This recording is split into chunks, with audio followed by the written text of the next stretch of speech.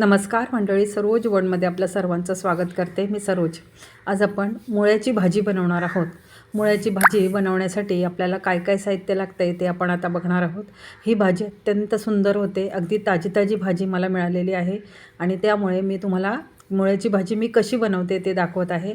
मी आधी जुडी धुवून घेतलेली आहे. अगदी कवळे मुळे आले होते तिला, पूर्ण मोठे मुळे झालेले नसतात. कोकणामध्ये मुळ्याची भाजी या थंडीच्या सीझनमध्ये खाल्ली जाते आणि खूप चवदार लागते.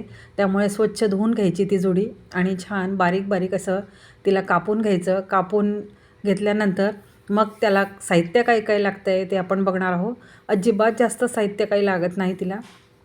लसूण, मिरची आणि घातला तर कांदा आपण त्यामध्ये घालू शकतो. हे पहा, मी फोडणी देते आहे. आता आपण तेल टाकून घेऊया. पॅनमध्ये मी तेल टाकलेलं आहे. तेल छान गरम तापलं की त्यामध्ये आपण मोहरी घालणार आहोत आणि त्यासाठी साहित्य काय काय लागते. मी स्वच्छ भाजी चिरून घेतलेली आहे. हे पहा, मी तुम्हाला दाखवते आहे. अगदी बारीक चिरायची आहे म्हणजे एका वाफेवर होते. अगदी कवळी कवळी भाजी असते आणि ती या सीझनमध्ये खाल्ली थंडीच्या तर खूप सुंदर लागते. भाकरीबरोबर तर अतिशय अप्रतिम लागते.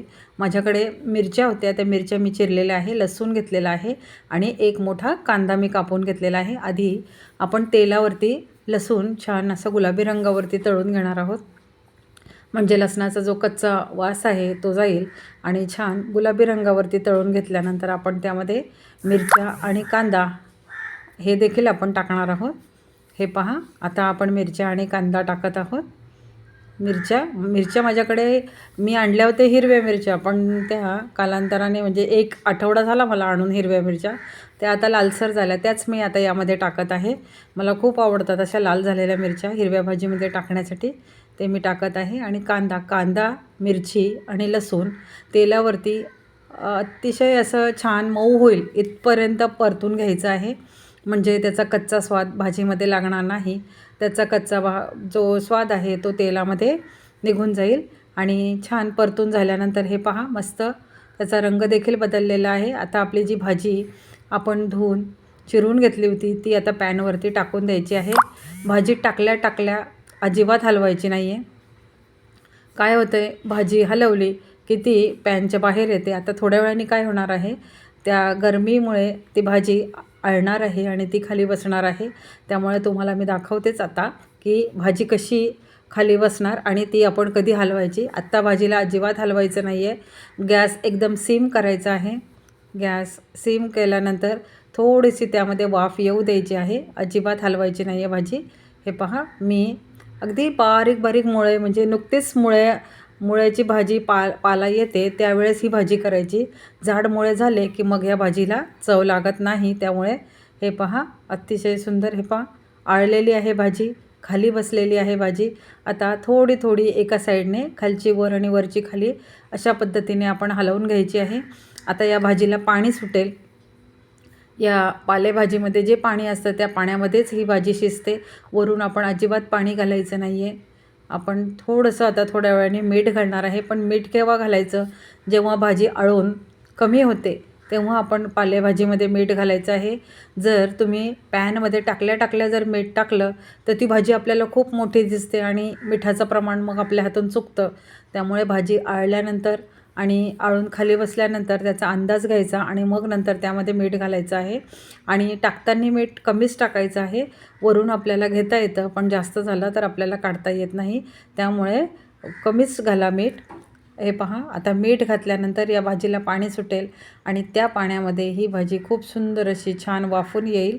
आता वरून आपल्याला पाणी घालायचं नाही. जर तुम्हाला वाटलं तर त्यामध्ये दाण्याचं कूट तुम्ही घालू शकता.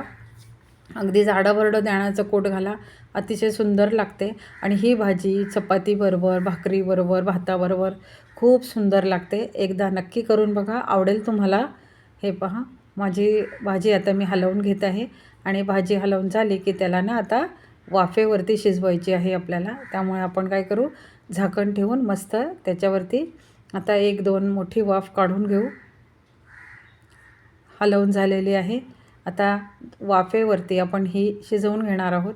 2-3 मिनटं पुरे झाली वाफ त्याला. अगदी पटकन शिजते ही भाजी आणि इन्स्टंट अशी रेसिपी आहे, तुम्हाला मी दाखवलेली आहे मुळ्याच्या भाजीची रेसिपी. जर तुम्हाला आवडली असेल तर रेसिपीला नक्की लाईक करा. चॅनलला अजून तुम्ही सबस्क्राईब केलं नसेल तर लवकरात लवकर सबस्क्राईब करा. आणि माझी ही जी रेसिपी आहे ती तुम्ही कुठून पाहत आहात हे मला कमेंट्सद्वारे नक्की कळवा, म्हणजे मला कळेल की माझी रेसिपी तुम्ही कुठपर्यंत जात आहे. आणि जर तुम्हाला आवडली तर नक्की ॲप्रिशिएट करा आणि लाईक करा. आणि अशाच छान छान रेसिपी तुम्ही पाहण्यासाठी सरोज वडला सबस्क्राईब करा. आणि तुमच्या मित्रमैत्रिणींमध्ये ही रेसिपी शेअर करायला विसरू नका. घ्या गरमागरम अतिशय सुंदर अशी मुळ्याची भाजी बनवून तयार आहे. ती भाकरीबरोबर अतिशय अप्रतिम लागते. भाकरी, कांदा, भाजी अतिशय उत्तम बेत आहे. आणि हे बघा, हे निंबाचं लोणचं आहे. निंबाचं लोणचं मी केलेलं आहे, याची व्हिडिओ देखील टाकलेली आहे. जर तुम्हाला निंबाचं लोणचं पाहायचं असेल तर नक्की बघा. तीळ लावून केलेली बाजरीची भाकरी आणि फक्कड अशी भाजी, लोणचं, कांदा कोणाला नको आहे, या सगळ्यांनी खायला.